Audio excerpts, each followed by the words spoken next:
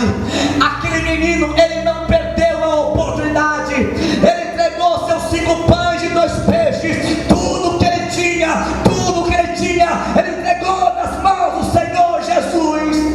E tudo aquilo que se coloca nas mãos do Senhor Jesus, haverá multiplicação, haverá provisão.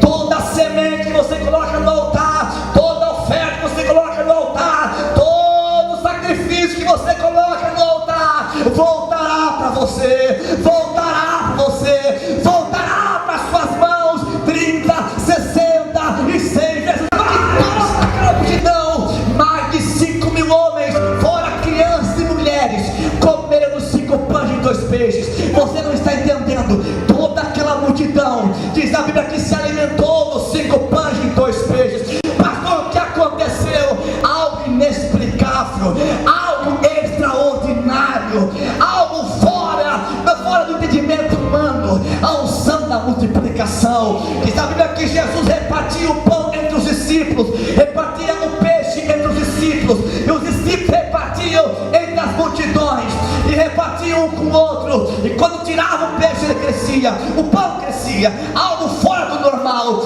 E de repente diz a Bíblia que todos comeram, todos ficaram fartos, e Jesus diz: agora chegou a hora de nós recolher as sobras.